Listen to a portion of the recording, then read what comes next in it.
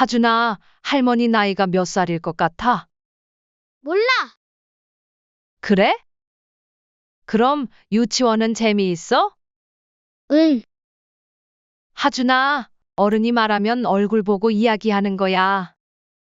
할머니는 하준이가 좋아서 그러는 건데, 그렇게 뒤돌아 있으면 할머니가 좀 서운하지 않겠니? 할머니, 나 집에 갈래. 응? 왜? 우리 하준이 여기 많이 불편해? 할머니 싫어. 하준이네 할머니 집에 가고 싶어. 여기도 하준이네 할머니 집이야. 친할머니 집이잖아. 우리 할머니는 김포에 살아? 거기가 진짜 할머니 집이야. 여긴 그냥 다른 할머니 집이잖아. 순간 이 씨의 미간이 파르르 떨렸습니다. 김포라면 외가댁의 위치였죠. 뭐라고? 누가 그런 말 했어? 엄마, 하준이 엄마가? 응. 엄마가 오늘 가면 할머니랑 말도 하지 말랬어. 우리 할머니랑만 놀아야 한다고 그랬단 말이야.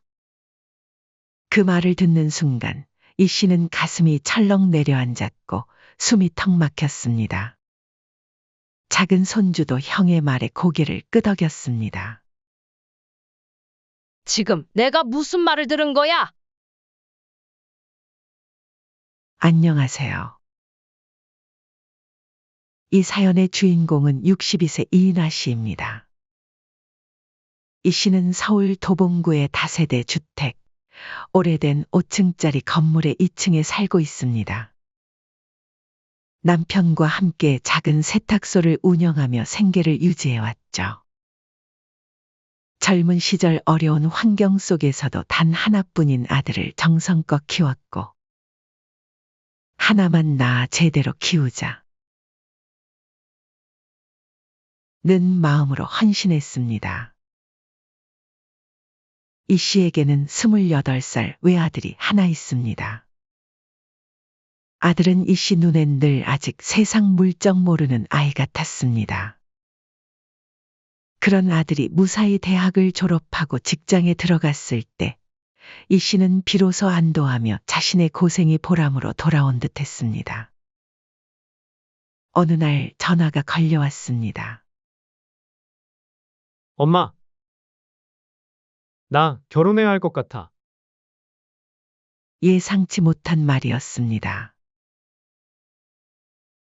연애 이야기를 꺼낸 적도 없던 아들이 갑자기 느닷없이 결혼 이야기를 꺼낸 것입니다.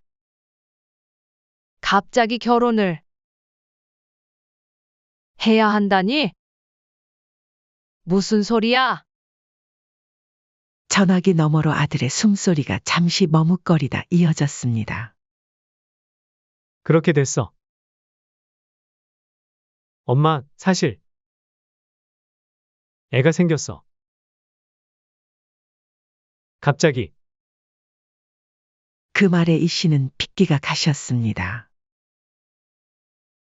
하지만 한참을 침묵한 끝에 최대한 흔들리지 않게 입을 열었습니다. 그럼 상대는? 얼마나 만났는데?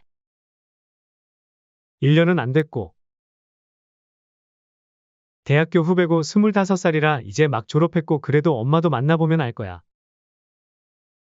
밝고 착해. 지금 뭐 어떻게 할 수가 없잖아. 당황스러움과 서운함이 동시에 밀려들었지만 이 씨는 그저 조용히 말했습니다. 그래. 애가 생겼다는데 어쩌겠니? 책임지는 게 맞지. 준비는 잘하고 있는 거니? 급하게 준비하느라 정신이 없어. 주연이도 많이 당황했어. 엄마, 힘들겠지만 잘 살아볼게. 결혼 허락해주세요. 아들 말로는 상대도 당황했고 부모님께 소개시켜드릴 틈도 없이 급하게 결혼을 서둘렀습니다. 이 씨는 당황했지만 아이가 생겼다는데 반대할 수는 없었습니다. 아이가 부모가 된다는 건 책임이라는 걸 알기에. 결혼은 조촐하게 치러졌고 아이가 태어난 건 그보다 얼마 지나지 않아서였습니다. 며느리는 아이를 낳고부터 계속 힘들어했습니다. 몸조리도 덜 된 상태에서 신혼도 제대로 누리지 못한 채 육아에 내몰린 셈이었습니다. 맞벌이를 할 수밖에 없던 상황. 장모 쪽은 형편이 여의치 않아 아이를 맡길 수 없었습니다. 그러던 어느 날 아들 내외가 이 씨를 찾아왔습니다. 김포에 사는 두 사람은 왕복 2시간이 넘는 거리를 감수하고 집에 찾아왔습니다. 그날 아들이 입을 열었습니다. 엄마, 정말 죄송한데 우리 애 좀 봐줄 수 있을까요? 1년만. 평일에만요. 그 말에 이 씨는 쉽게 대답하지 못했습니다. 60을 넘긴 나이에 다시 아이를 본다는 건 쉬운 일이 아니었습니다. 세탁소도 남편 혼자서는 감당하기 어려운 상황이었고 몸도 예전 같지 않았습니다. 아들에게 직접적으로 거절하기도 어려웠습니다. 며느리의 얼굴이 너무 지쳐 보였죠. 결국 이 씨는 한참을 고민하다 조용히 고개를 끄덕였습니다. 그래. 대신 딱 1년이야. 그 이상은 안 돼. 아들이 안도의 한숨을 내쉬며 감사의 말을 전했습니다. 엄마, 정말 감사해요. 그동안 우리가 어떻게든 방법을 찾아볼게요. 진짜 1년만 부탁드릴게요. 며느리도 눈시울을 붉히며 고개를 숙였습니다. 어머님, 정말 감사합니다. 제가 이렇게 부탁드릴 수밖에 없어서 죄송해요. 그렇게 이 씨의 아들 부부와의 합가 생활이 시작됐습니다. 평일이면 아들네 집에 머물며 손주를 돌봤고 주말이면 도봉구 집으로 돌아왔습니다. 하지만 생각보다 일이 녹록지 않았습니다.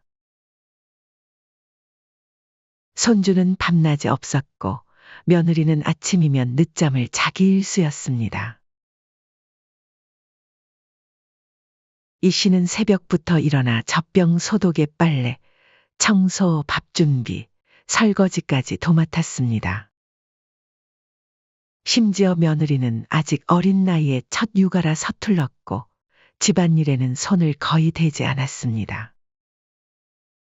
간단한 국 하나도 제대로 못 끓이는 며느리를 대신해 이 씨가 부엌에 들어가지 않는 날이 없었습니다. 엄마, 수진이가 요리만 하면 주방이 난리야. 엄마 아니었으면 큰일 날 뻔. 아들은 그렇게 웃으며 말했지만 이 씨는 마냥 웃을 수 없었습니다. 밤엔 잠을 제대로 자본 기억이 없습니다. 아이는 계속 보챘고 며느리는 침대에 누운 채 이불을 푹 뒤집었으며 말했습니다. 어머님, 죄송해요. 제가 너무 피곤해서 조금만 더 잘게요. 그럴 때마다 이 씨는 손주를 안고 거실로 나와 아이가 잘 때까지 등을 토닥였습니다. 그렇게 육아와 집안일을 오롯이 떠맡은 채 1년을 버텼습니다. 주말이면 도봉구 집으로 돌아왔지만 피곤해 절어 잠만 자다 다시 김포로 향하곤 했습니다. 그러던 어느 날 정확히 1년째 되는 날 아들과 며느리가 마주 앉았습니다. 둘 다 말이 없었습니다. 이 씨는 알아챘습니다. 무슨 일 있니? 아들이 어렵게 입을 열었습니다. 엄마, 둘째가 생겼어. 이 씨는 입을 다물었습니다. 가슴 한쪽이 철렁 내려앉았습니다. 지금도 벅찬데 둘째라니? 그걸 왜 이제 말하니? 며느리는 입술을 깨물고 고개를 숙였습니다. 아들도 멋쩍은 듯 말했습니다. 우린 당황했어. 근데 이미 생긴 걸 어쩌겠어. 엄마, 좀만 더 도와주면 안 될까? 진짜 이번이 마지막이야. 이 씨는 그 말에 대꾸하지 않았습니다. 벽에 걸린 시계를 보며 천천히 숨을 내쉬었습니다. 속으로는 어떻게 첫째도 감당 못하는 상황에서 둘째를.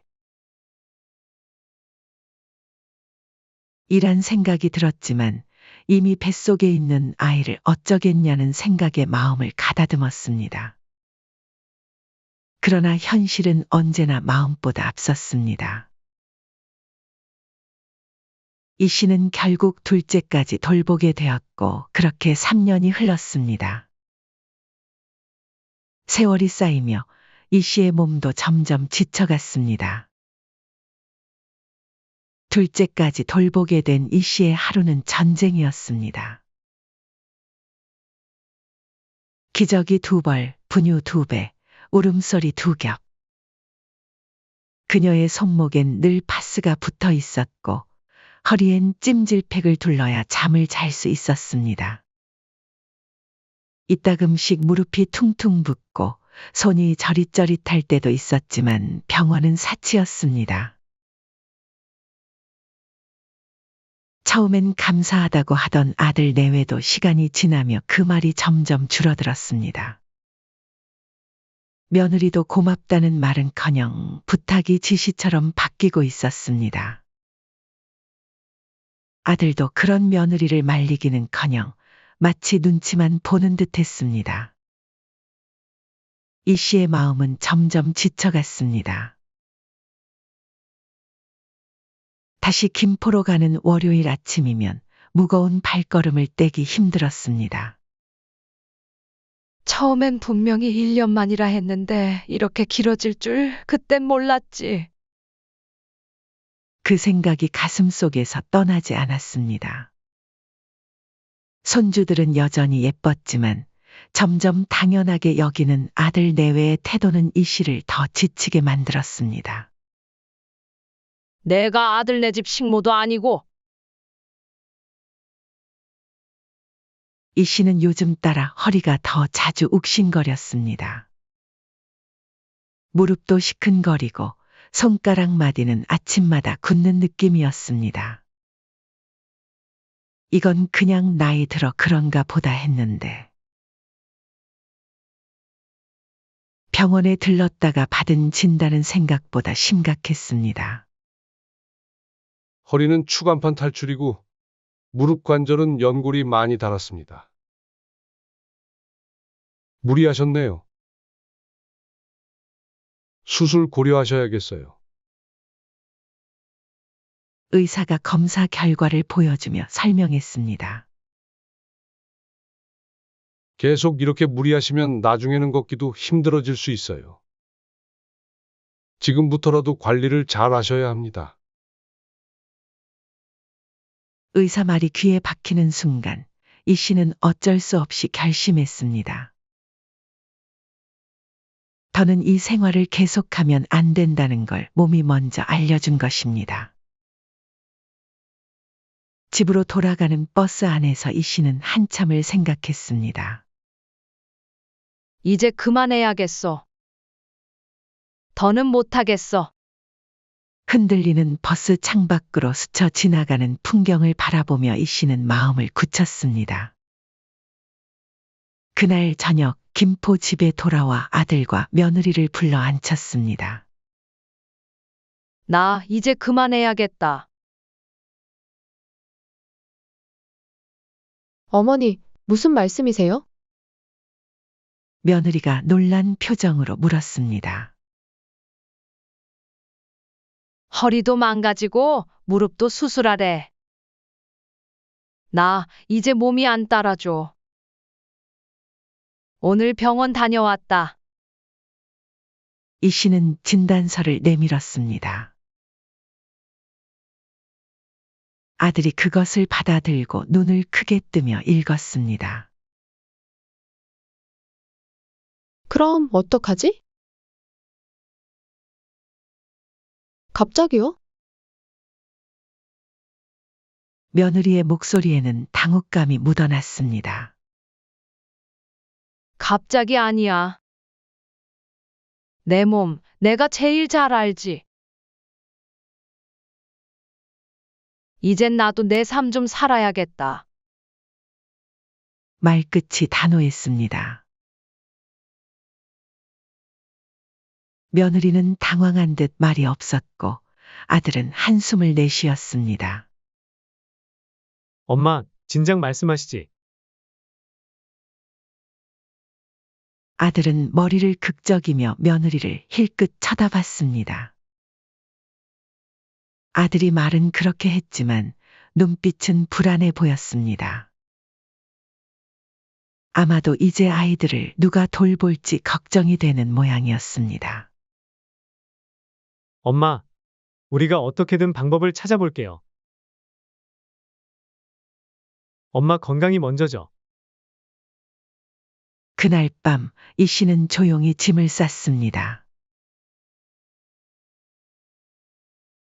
세탁한 속옷, 수건 몇 장, 자주 입던 잠옷을 담으며 혼잣말처럼 중얼거렸습니다. 이 집에서 보낸 시간이 몇 년이었더라. 첫째 돌 전부터였지. 이 씨는 짐을 싸면서도 마음 한편이 무거웠습니다. 손주들에 대한 그리움과 책임감, 그리고 자신을 위한 결정 사이에서 갈등했습니다. 그러나 더 이상 이렇게 살다간 몸이 완전히 망가질 수도 있다는 걸 알았습니다. 다음 날 아침, 이 씨는 아이들 머리를 쓰다듬고 조용히 집을 나섰습니다. 아무것도 모른 채 TV를 보고 있는 손주들의 모습에 괜히 가슴이 먹먹했습니다. 집으로 돌아온 이 씨는 익숙한 일상으로 조용히 복귀했습니다. 가끔 아들에게 전화해 손주들 소식을 묻기도 했습니다. 아들은 애들 잘 지내요, 엄마? 걱정 마세요. 라고만 짧게 대답할 뿐 자세한 이야기는 하지 않았습니다. 그래도 아이들이 잘 크고 있다니. 잘 자라고 있다면 된 거지. 하며 마음을 다잡았습니다.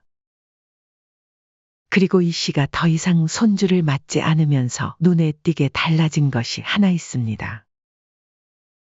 바로 시댁을 향한 며느리의 태도였죠. 손주를 돌볼 땐 며느리도 눈치를 보며 한없이 다정했습니다. 어머님 없었으면 저희 진짜 어쩔 뻔했어요. 감사해요. 하지만 손주들을 더 이상 맞지 않게 된 후 며느리의 태도는 눈에 띄게 바뀌었습니다. 명절이면 어머님, 저희 이제 가봐야 할 것 같아요. 저쪽 부모님도 기다리시고. 벌써? 점심도 먹고 가지? 아, 저희 엄마가 음식 해놓고 기다리신다고 해서요. 죄송해요, 어머님. 잠깐 앉아있다 가버리고 오며 가며 뭘 사오던 며느리가 이젠 빈손으로 와서 눈도 잘 마주치지 않았습니다. 한 번은 이 씨가 손주들 보러 간다고 하자 오늘은 집이 좀 어수선해서요. 다음에 꼭 초대할게요. 그 다음은 끝내 오지 않았습니다. 이 씨는 며느리에게 직접 물어보고 싶었습니다. 내가 뭘 잘못했니? 하고 묻고 싶었지만 그런 대화를 나눌 기회조차 없었습니다. 며느리는 전화를 잘 받지 않았고 문자는 늘 바빠요. 라는 짧은 답변만 돌아왔습니다. 이 씨는 알았습니다. 필요할 땐 매달리더니 지금은 며느리 눈에 자신이 부담스럽고 불편한 존재가 된 걸 말이죠. 그렇게 금방 변하나? 이 씨는 한숨을 쉬었습니다. 며느리한테 나는 손주 돌봐주는 도움이었나 봐요. 남편은 그런 이 씨를 보며 위로했습니다. 신경 쓰지 마. 젊은 사람들은 다 그래. 원래 바쁘니까. 아니야, 그게 아니야. 내가 더 이상 필요하지 않으니까 그러는 거야. 이 씨는 전화기를 들었다 놓기를 반복했습니다.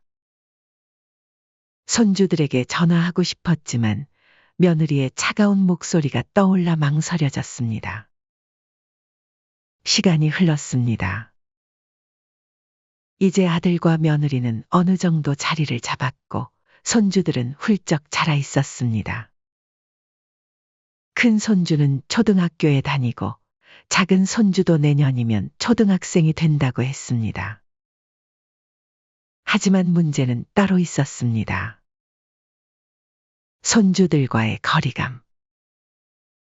예전엔 품에 안겨 자던 아이들이 이제는 이 씨가 전화를 해도 귀찮다는 표정으로 짧게 대답할 뿐이었습니다. 이 씨는 속으로만 생각했습니다. 같이 살던 친할머니인데 왜 이렇게 낯설어 하는 걸까? 곰곰이 생각해보니 이해가 됐습니다. 아이들은 어리니까 함께 보내는 시간이 많은 사람과 더 친밀감을 느끼는 게 당연했습니다. 아들이 보내준 가족 사진에서 이 씨는 눈에 띄는 점을 발견했습니다. 외할머니는 올 때마다 손에 뭔가를 들고 와서 손주 손에 쥐어주곤 했다고 했습니다. 사진 속에서 손주들은 늘 새 장난감을 들고 활짝 웃고 있었습니다. 하지만 이 씨가 손주를 보고 싶다고 해도 아들과 며느리는 손주를 데리고 이 씨의 집을 찾아오지 않았습니다. 그렇게 이 씨와 손주들의 사이는 점점 멀어져 갔습니다. 이 씨도 손주가 토했을 때 밤새 안고 있었고 감기 났다고 새벽에 해열제 찾으러 약국을 뛴 사람이었는데 그런 기억은 아이들 머릿속에 전혀 남아있지 않았습니다. 시간이 흐르며 손주들은 더 컸고 전화도 영상통화도 점점 더 어려워졌습니다. 가끔 전화를 걸면 며느리는 지금 애들 좀 바빠요. 어머님.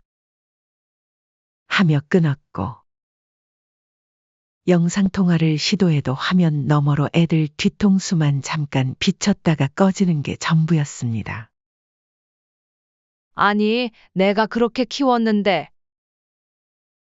한 번은 아들에게 말했습니다.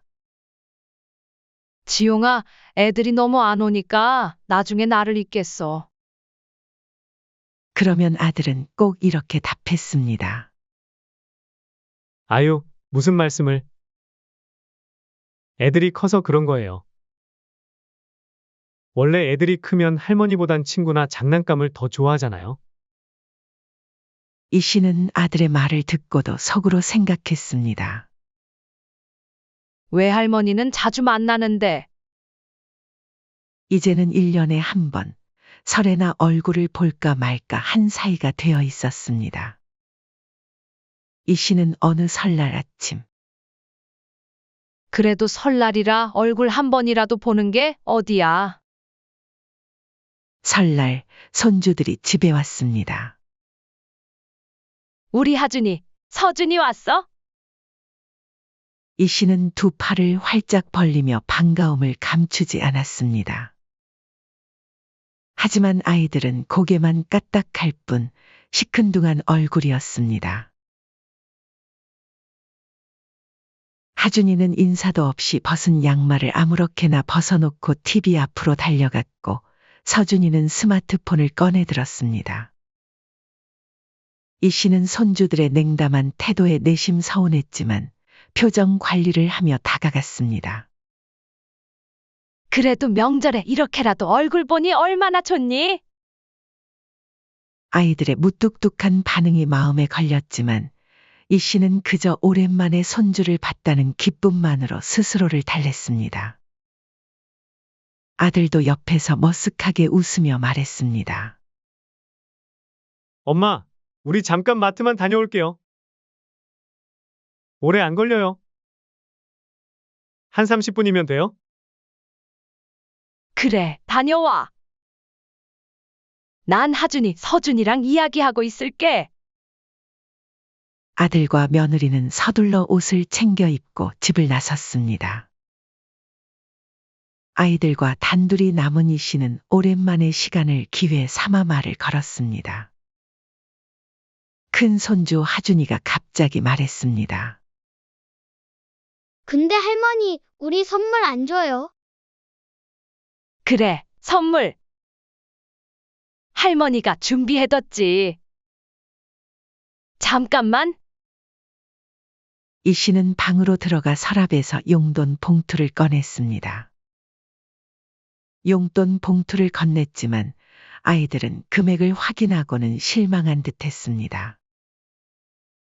우리 할머니는 이것보다 더 많이 주는데? 우리 할머니가 무슨 말이지? 이 씨는 아이들의 입에서 나온 말에 의아함을 느꼈지만 이내 화제를 돌리며 말했습니다. 하준아, 할머니 나이가 몇 살일 것 같아? 하준이는 TV에서 눈을 떼지 않고 짧게 대답했습니다. 몰라. 그래? 그럼 유치원은 재미있어? 응. 큰 손주는 여전히 휴대폰만 바라볼 뿐 고개 한 번 돌리지 않았습니다. 작은 손주는 아예 대답조차 하지 않았습니다. 당황한 이 씨는 더 다정하게 이름을 불렀습니다. 하준아, 어른이 말하면 얼굴 보고 이야기하는 거야. 할머니는 하준이가 좋아서 그러는 건데. 그렇게 뒤돌아 있으면 할머니가 좀 서운하지 않겠니? 그 말에 손주는 입을 삐죽이며 말했습니다. 할머니, 나 집에 갈래. 이 씨는 놀라서 물었습니다. 응? 왜? 우리 하준이 여기 많이 불편해? 하준이네 할머니 집에 가고 싶어. 이 씨는 당황한 듯 웃으며 말했습니다. 여기도 하준이네 할머니 집이지. 친할머니 집이잖아. 그러자 하준이는 무심한 얼굴로 대답했습니다. 우리 할머니는 김포에 살아? 거기가 진짜 할머니 집이야. 여긴 그냥 다른 할머니 집이잖아. 순간 이 씨의 미간이 파르르 떨렸습니다. 김포라면 며느리 친정집 위치였습니다. 뭐라고? 누가 그런 말 했어? 엄마, 하준이 엄마가? 응. 엄마가 오늘 가면 할머니랑 말도 하지 말랬어. 우리 할머니랑만 놀아야 한다고 그랬단 말이야. 그 말을 듣는 순간 이 씨의 등골이 싸늘해졌습니다. 가슴이 철렁 내려앉았고 숨이 턱 막혔습니다. 서준이도 형의 말에 고개를 끄덕였습니다. 이게 내가 들은 게 맞나? 이 씨는 충격에 머리가 어지러웠습니다. 어릴 때 손발이 닳도록 키워줬는데 이제 와서 우리 할머니는 한 명뿐 이라는 말을 듣게 될 줄이야. 그 말에 이 씨는 더 이상 참을 수 없었습니다. 그리고 손주의 태도에서 뭔가 이상한 점을 느꼈습니다. 단순히 아이의 생각이 아니라 누군가가 그렇게 가르쳤다는 느낌이 들었습니다. 이 씨는 묵묵히 자리에서 일어나 부엌으로 향했습니다. 남편이 과일을 씻고 있었습니다. 어떻게 된 거야? 왜 이렇게 얼굴이 안 좋아? 남편은 깜짝 놀라 물었습니다. 이 씨는 남편과 마주 앉아 모든 걸 털어놨습니다. 손주가 가보고 자기 할머니가 아니래요. 그리고 충격적인 게 그걸 며느리한테 배운 것 같더라고요. 남편은 분노를 억누르며 말했습니다. 그게 말이 되나? 손주가 그런 말을 했어? 이 씨는 고개를 떨구었습니다. 근데 그냥 애가 철이 없는 걸 수도 있잖아요. 혹시나 해서. 남편은 조용히 고개를 끄덕였습니다. 직접 확인하자. 아들이랑 며느리한테 확실히 물어봐야지. 아들과 며느리가 장을 본 봉지를 들고 돌아왔습니다. 거실에 모두 앉자 이 씨 부부는 아들과 며느리를 불러 앉혔습니다. 하준이가 오늘 나한테 한 말 사실이니? 외할머니만 우리 할머니래. 친할머니는 아니라고. 며느리는 어색한 웃음을 지으며 말했습니다. 애가 어려서 그래요. 어머님, 너무 마음에 담지 마세요. 그때 남편도 아들에게 따지듯 물었습니다. 너도 뭐라고 말 좀 해봐라. 내 엄마가 준이 갓난쟁이일 때부터 키워줬는데. 그때 애 돌보면서 무리하느라 다친 무릎 때문에 아직까지도 밤에 자기 전에 앓는 소리하고 매일 파스 붙이고 주무신다. 아들은 당황하며 대답했습니다. 애가 아직 어려서 실수한 거겠죠, 엄마. 제가 잘 교육할게요. 대화는 그렇게 허무하게 끝났습니다. 그러나 이 씨는 손주의 말이 단순한 실수가 아닐 것 같다고 생각했습니다. 저희 이제 가보겠습니다. 처가에서 기다릴 거예요. 아들 부부는 황급히 너무 늦었다며 바로 떠나겠다고 했습니다. 이 씨 부부는 말없이 아파트 현관까지 마중을 나갔습니다. 이 씨는 아, 맞다. 간장 떨어졌네. 하며 집 앞 슈퍼에 들렀다가 그곳에서 며느리와 손주들을 마주쳤습니다. 아파트 단지 내 주차장에서 차에 오르려던 참이었습니다. 손주들의 손에는 막 뜯은 아이스크림이 들려 있었고 며느리는 무심한 표정으로 아이들에게 말했습니다. 하준아, 서준아. 우리 할머니가 누군지 알지? 용돈도 주고, 장난감도 자주 사주시고, 엄마랑도 맨날 통화하시고. 그게 진짜 우리 할머니야. 하지만 서울 할머니랑 있을 땐 그런 얘기 꺼내지 마. 헷갈릴 수 있으니까. 알았지? 그 말을 듣는 순간 모든 퍼즐이 맞춰졌습니다. 아까 손주가 말한 게 사실이었구나. 손이 떨릴 정도로 화가 났지만 목소리는 차분했습니다. 내가 그렇게 가르친 게 맞네. 며느리는 깜짝 놀라 뒤를 돌아봤습니다. 얼굴이 순식간에 하얗게 변했습니다. 어머님, 그게 아니라요. 오해세요, 진짜로? 오해? 너 내한테 앞에선 그런 말 하지 말라고 단속까지 시키더라. 그런데도 오해냐? 며느리는 말을 더듬으며 변명했습니다. 전 그냥 애들이 혼란스러울까 봐서요. 외할머니도 있고, 친할머니도 있고, 그러니까. 친정은 왜 친할머니가 아니라 외할머니냐고 헷갈릴 수 있고. 이 씨의 눈빛이 차갑게 변했습니다. 그럼 친할머니를 친할머니라 하고 외할머니를 외할머니라 하지 뭐가 헷갈려? 말이 되는 변명을 해라. 아무것도 모르는 애들한테 외가는 우리 할머니 집이고 여긴 그냥 할머니 집이라고 선을 그어? 그게 얼마나 잘못된 행동인지 몰라?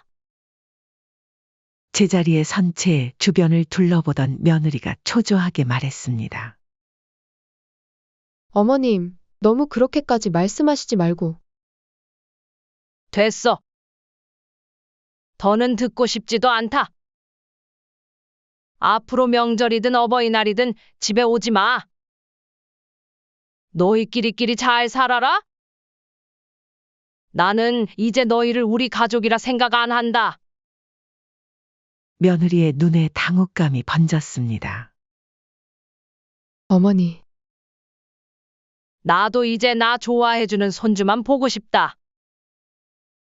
1년에 한 번 겨우 보고 그것도 나 싫다며 울고불고 하던 애들. 내가 뭐 하러 봐? 아들은 이 모습을 보고 뛰어나왔지만 아무 말도 하지 못한 채 고개만 숙였습니다. 며느리는 얼굴이 울그락불그락 하더니 아이들 손을 잡고 급하게 차에 올랐습니다. 아들도 묵묵히 그 뒤를 따라 탔습니다. 이 씨는 그들의 뒷모습을 멍하니 바라보다 천천히 집 안으로 걸음을 돌렸습니다. 이 씨는 그날 집에 돌아와 남편과 깊은 대화를 나눴습니다.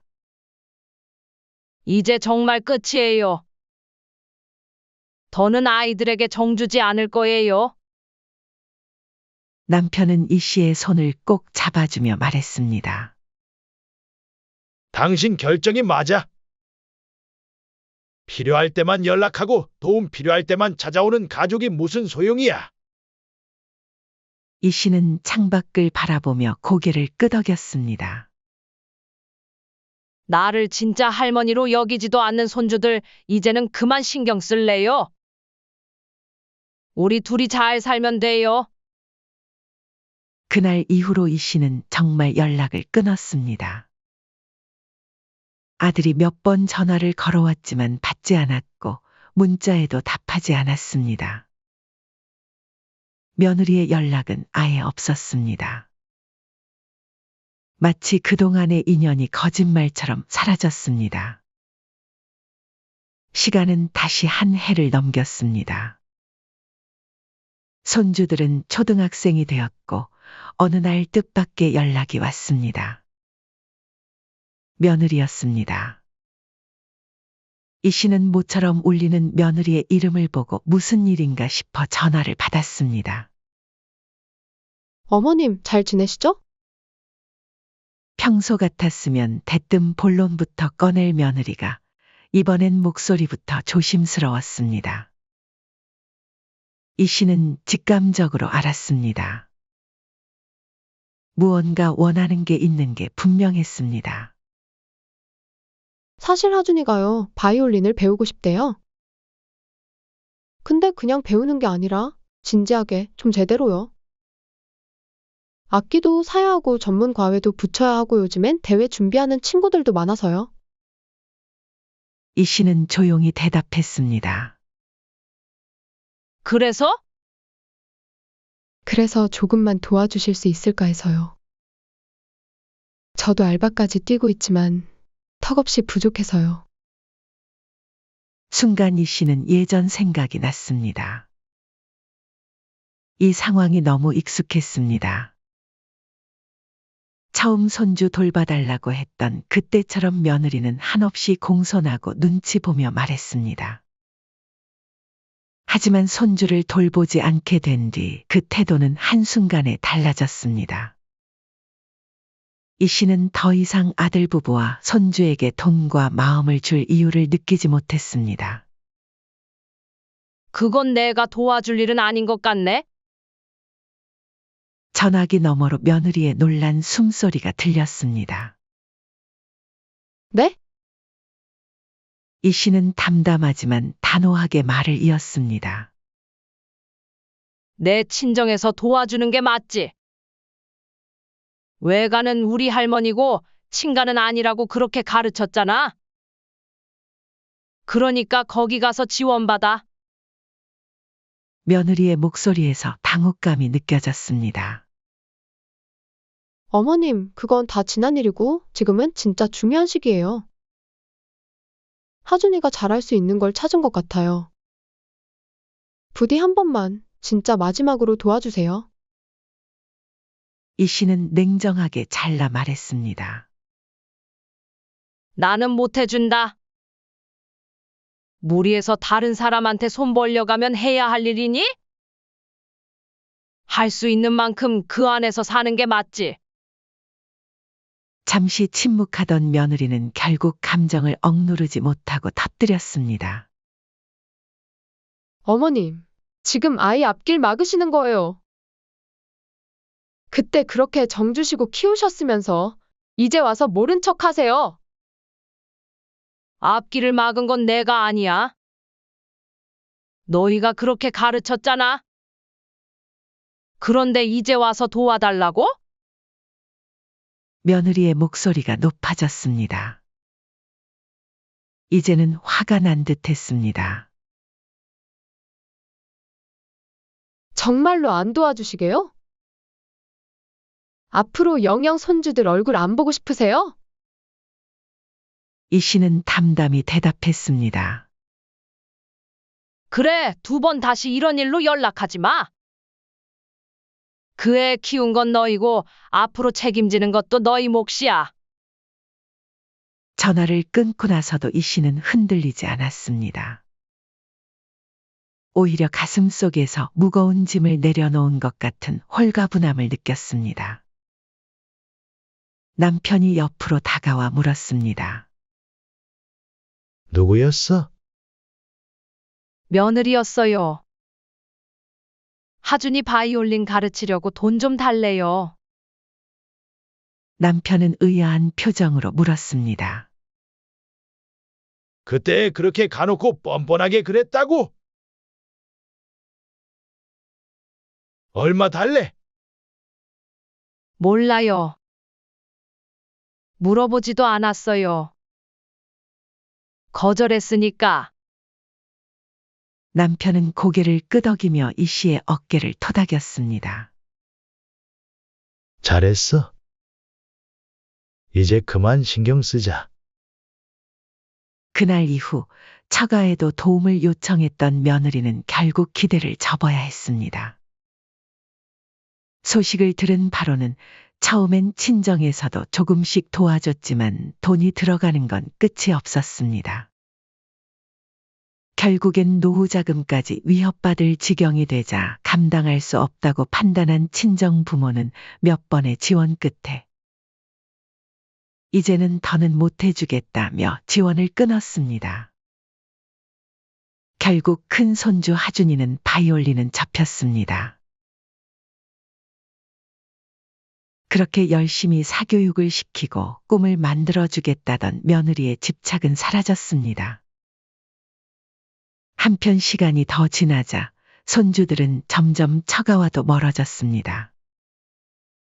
아이들이 자라 학교에 다니고 친구를 사귀고 세상을 알아가면서 가까운 외가도 자주 보던 외할머니도 더 이상 특별한 존재가 아니게 되었습니다.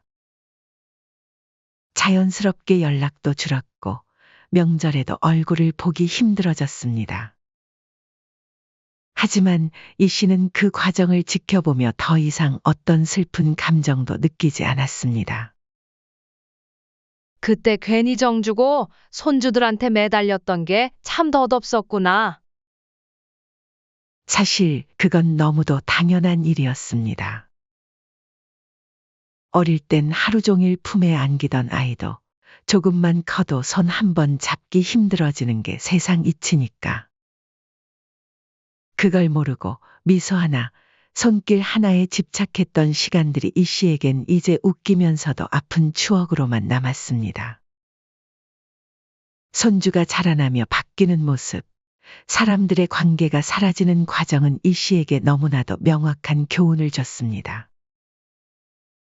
이 씨는 이제 손주들에게 매달리지 않았습니다.